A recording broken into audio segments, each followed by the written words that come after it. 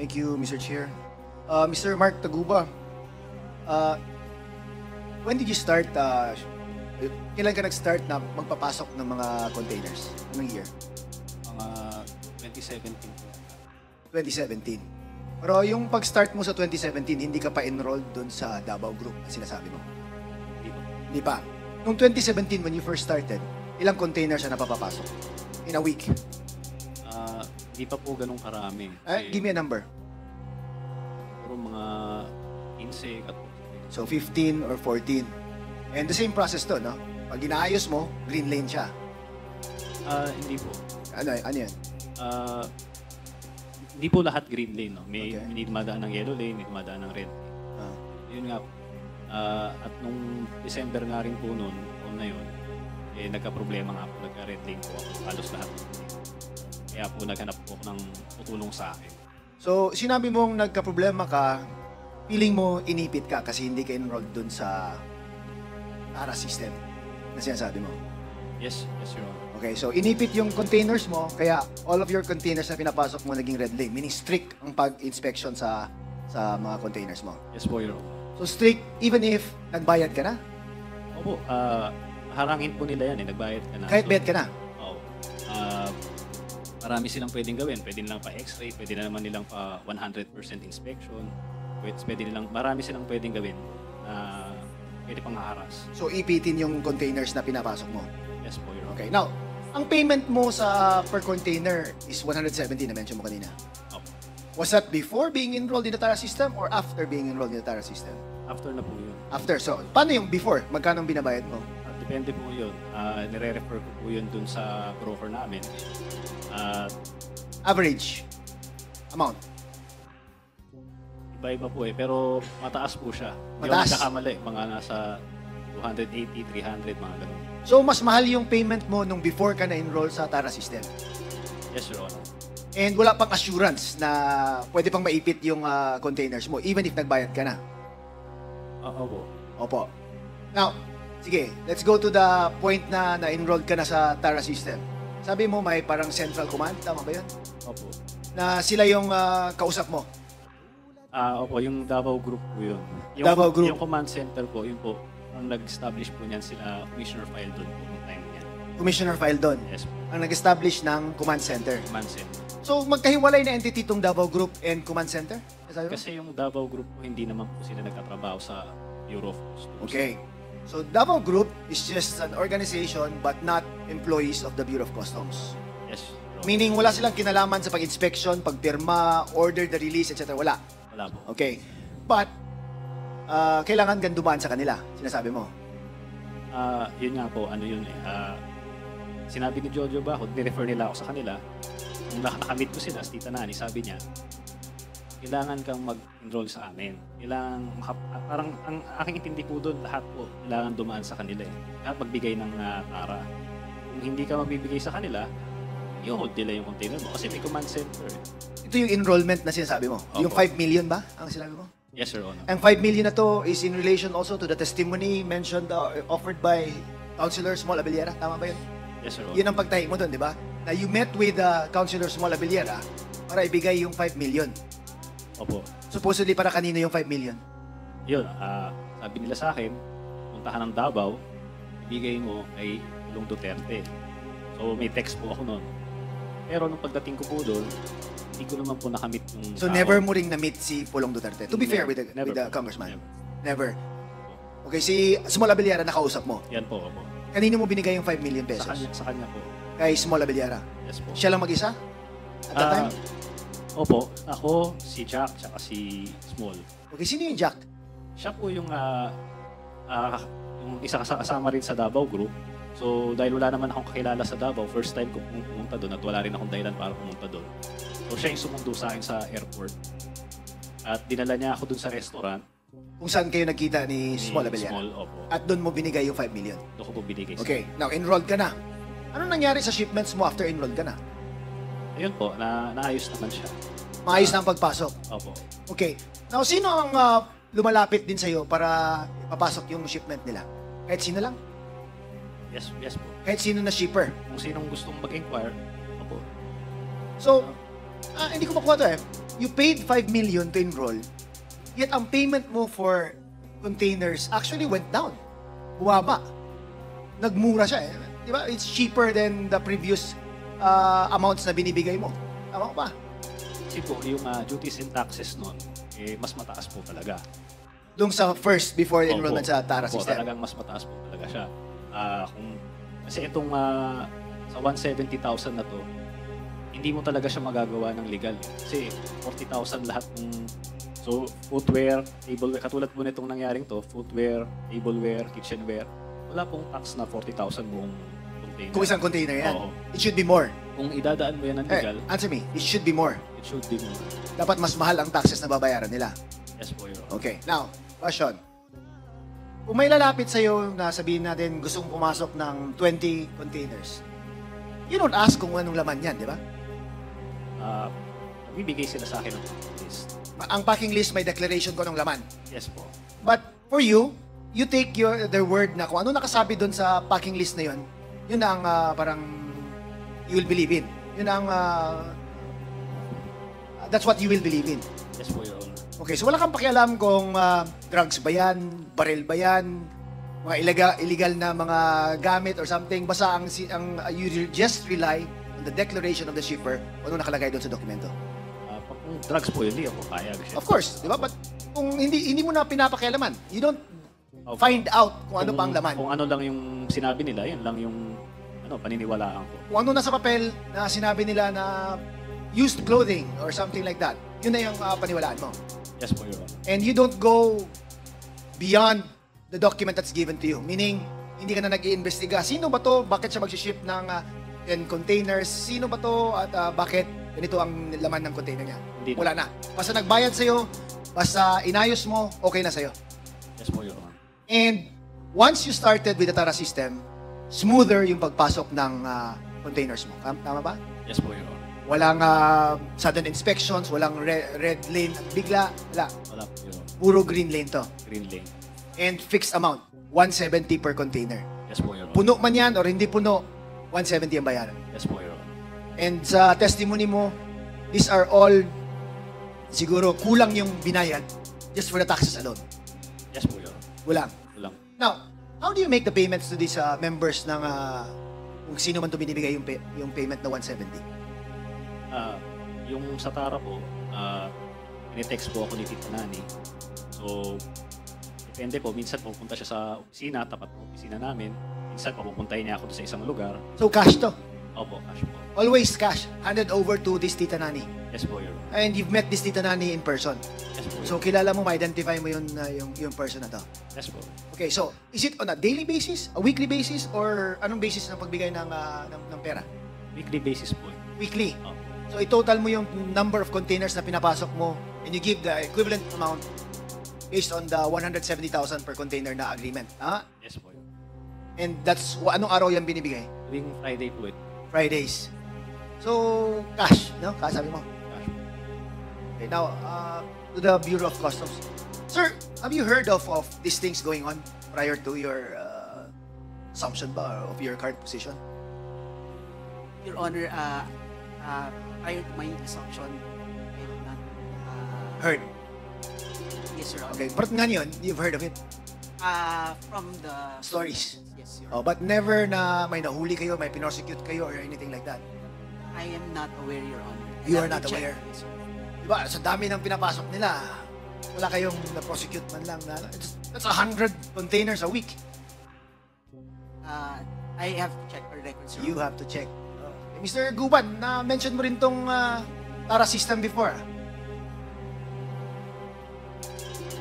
Yes, Your Honor. Good afternoon.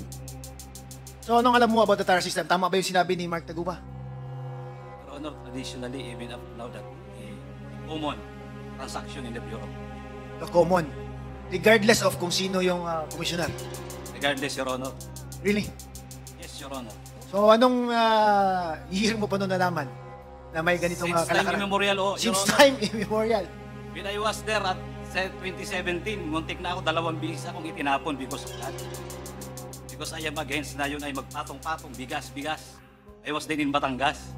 So, Mark Taguba is just one of the many who facilitates the Yes, Your pagpasok Honor. ng mga container vans. Yes, Your Honor. One of the many. Yes, Your Honor. Mga ilan sa tingin mo yung many na pinagsasabi? Your Honor, if there are about 10,000 per week containers, so how many brokers the same of Mr. Taguba? So, are you telling me that 10,000 containers are enrolled in the TARA system? Di naman Not siguro. exactly, Your Honor, because there are Super Glen Lane, the multinational, that they are not really Yung giving- legit na Yes, dinideclare legit. lahat na As gusto the- magbayad ng tamang buwis. Yes, Your Honor. But Okay. because of so many Chinese businessmen in the Philippines, they are all transacting business the same. Same way as Mark Taguba does. Yes, Your Honor. Ilan yan sa tingin mo? That's thousands, Your Honor. Thousands of brokers? Yes, Your Honor. And weekly yan? Pasok ng container vans? Yes, Your Honor. Are you exaggerating things, Mr. Taguba? Baka No, Your Honor, that is based on experience. pinapasakay mo yung committing to. No, Your Honor, that is based on experience. I'm telling now, Your Honor, because I want to change now the Bureau of Customs. Help the people now because of drugs and smuggling of rice. Di ba ano yan na you're saying this after you're convicted na? No, Your Honor, Di ba even then, sinabi mo before pa or something like even that? then, Your Honor, hindi pa ako pumapatong. Okay.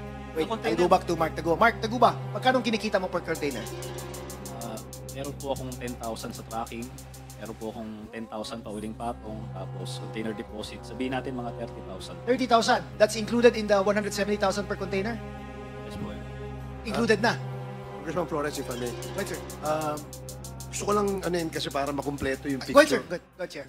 Mark, gaya nung tanong ni Congressman Flores. So, roughly kumikita ka ng 20,000 per container. Yes po, Your Honor. So, halimbawa, sa isang linggo may 100 container ka, meron kang more or less 2 milyon sa isang linggo. Hindi naman po sila palaging nagbabayad agad. So, iba utang. So, pero more or less mga malaking halaga rin. So, ibig sabihin, pag container, kasi may 20-footer na container, may 40-footer na container. So, regardless of the size, basta yun ang tara. Opo. So, alam mo ba kung kanino napupunta yung magkano 170 per container?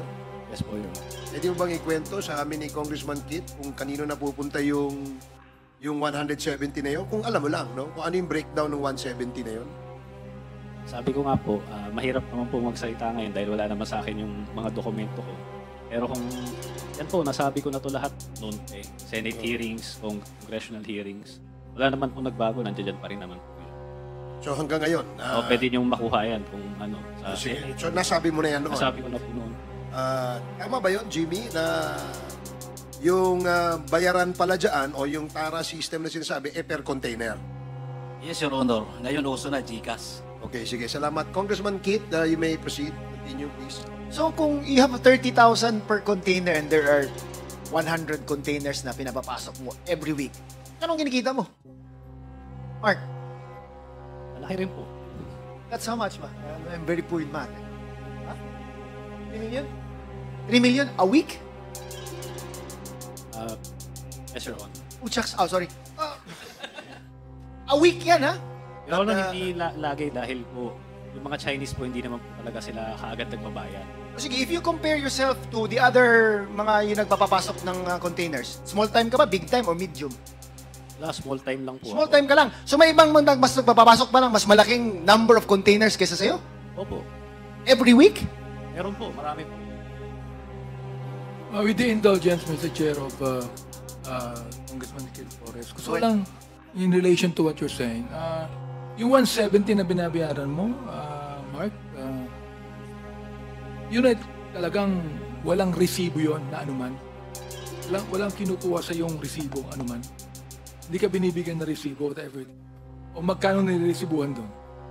Kung sa Tara po ba ito? Eh, Tara meron. Sa Tara po ba ang sinasabi ninyo? Hindi, yung 170 binabayaran mo. Meron po. Kaya nga po, sabi ko po noon pa ito sa Senate. Okay, magkano yung niliresibuhan doon? Iba-iba po yan. Meron pong shipping line, meron pong customs duties. Okay, magkano yung lagay doon sa 170? Hindi ko na nga po kasi 160 ang lagay. Hindi ko na nga po kasi pero lahat po yan. Pero palagay ko, meron kang journal na tinatago sa sarili mo na nakalagay doon yung presyo ng binigay mo. Correct? Meron kang journal, meron kang sariling notebook. Ilista mo yan eh. Alam nga na maibigay mo yan na wala ka man lang record sa sarili mo. Ano, meron ka nun. Tama? Wala. Wala. Ba? anong klaseng businessman ka? Kung hindi mo nare-record yung yung Kung binibigay ilan po mo. ba yung mga... Meron po. Meron po. Wala meron. I-submit mo dito yung records. Oh, di ba? Meron ka yan. Businessman ka eh. Alam ko po kasi, yung hinahanap niyo po, na meron na po yan nabigay na nga po sa Senate at noon. Bigay sa Senado pero wala sa amin. Ang inaano ko ganito. Ha? Binanggit mo kanina kay Congressman Flores na 170 per container ang binibigay mo. Correct? Yes po, Your Honor. Tinanong kita kung magkano niliresibuhan doon. Oh, hindi mo masabi kung magkano niliresibuhan doon. Hindi mo rin masabi kung magkano lagay na binibigay mo. Sapagkat yung lagay, walang resibo yun eh.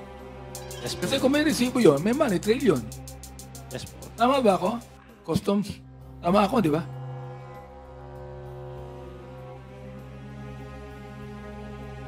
Mr. Chair, regarding the money trail, Your Honor, or Hindi. Tama ako na kung may lagay doon, walang resibo yun. Sapat kung mayroong resibo, may money trail na makikita sa inyo. Hindi naman pwedeng resibuhan yan na resibo ng gobyerno eh. Correct? I'm sorry, Your Honor, but I have no personal knowledge. Hindi ko sinasabing may personal knowledge kang. Sinasabi ko lang kung yan nangyayari yan sa customs. Kung naman nagtatago ka pa na kung ano-ano eh. Ilan taong ka na sa customs? Your Honor, Ilan taong ka na sa customs? about 5 years, Your Honor. Wala kang alam? Your Honor, About... Yung una ko, your honor. Bira, 5 years ka na dyan, may alam ka. Bira, yung inaano mo, meron kang journal na tinatago dyan. For example, like, okay, 170,000. Niresibuhan ang 100,000. Yung 70, walang resibo. Lagay yun. Di ba? Therefore, yung walang resibo ng 70,000, nire-record mo yan sa personal journal mo. Businessman ka eh. Hindi po, Your Honor, kumahanap ko po. Mahanap mo yan. Kung mahanap mo yan. Maniniwala ako sa sinasabi mo kung bibigay mo sa amin dito yung personal na record ng mga lagay ng mga binigay mo. Si Chair. Okay? Yes po, Mr. I-submit Chair. mo dito. Para maniwala kami sa'yo. O makikita namin ngayon yan. Kung yun sa drugs nga Sa drugs. Ha? Yung pinapanood ko, Congressman Flores, sa Netflix yung Narcos. Ha? Meron silang journal Meron silang journal, record book na nilista kanino binigay ito? Nakalagay doon Ayun binigay. Meron kanin doon. Tama? Yes po, Mr. Yun Chair. pala meron ka pala Submit mo sa amin. Para makita namin kung sino tumanggap. Nang uhula tayo dito, sasabi mo, sino yung nakatanggap niyan? Manghuhula tayo dito, hindi mo masabi. Bigay mo sa amin yung listahan. May listahan kayo Yun lamang po, Mr. Chair. Okay, please proceed. A few more Congressman. questions, Mr. Chair. Mr. Taguba, nung you were doing this business, isang consignee lang ba ang ginagamit mo? O iba-iba? Iba po. Iba-iba. So ano naman ang share ng consignee doon? May royalty po siya. How much naman? 1,500. 1.5 lang. Per container. But hindi ba siya mga problema kung siya din ang may hawak sa container na may contraband at siya nahuli? Yan po yung arrangement Hindi ko po... For a fee of 1,500, yan na risk ang iti-take niya? Kasi po hindi naman din namin na iniisip na yun nga po may droga o kung ano pa man doon sa container. Regular shipment na po iniisip namin. Okay, so sige, can you give me an estimate kung ilang consignees ang ginagamit mo for your business? Ang, 5, 6, tatlo po. 3. Okay, now, customs. Hindi nyo ba wouldn't it be easier to track it na bakit itong 3 consignees na to, ang mga containers sila, ang binabayaran taxes is ganito lang. Mababa. And they're always shipping in containers on a weekly basis. Isn't like if you just graph it, parang hindi nakakano yan na but si consignee A, B, and C almost 30 per containers per week, yet the average amount of taxes that they pay per container is mababa lang, 40,000 lang or something like that. Hindi ba yan Yes, Your Honor, we have record for it. And anong ginagawa nyo? Ba't green lane pa rin yung mga consignees na yan or something? Hindi ba yan red flag dapat? Yes, Your Honor, that should be. And my question is, what are you doing about it? Your Honor, You'll get back to me? No, Your Honor, it's handled by a different Handled by whom? Risk Management Office. Risk Management Office. So they've been knowing about this, and what have they done so far over the years? Your Honor, They can answer it, not you, right? no, Your Honor, Okay. there's a parameter, Your Honor. So Alright. they adjust the parameter accordingly, Your Honor. Kasi para sa akin, it's impossible not to figure it out eh. Na itong si consignees na to, parang bakit ang mura ng taxes na binabayaran nila? Di ba? Ba't palaging may containers na pumapasok, yet always cheap lang yung taxes that they're paying. Sa akin, that's red flag already. Parang we should, I think, take a look at it. After 3 weeks siguro, tingnan nga natin to on the 4th week kung ano ba talaga yung mga laman ng container sila. Bakit 40,000 lang binabayaran per container? And that's in just 3 weeks. We've been here for years and walang nangyayaring ganun. Ano bang nangyayari dyan sa customs, Attorney Buko? As I've mentioned, Your Honor, there is a group who is in charge of that, Your Honor. Alright. Thank you. Thank you, Mr. Chair.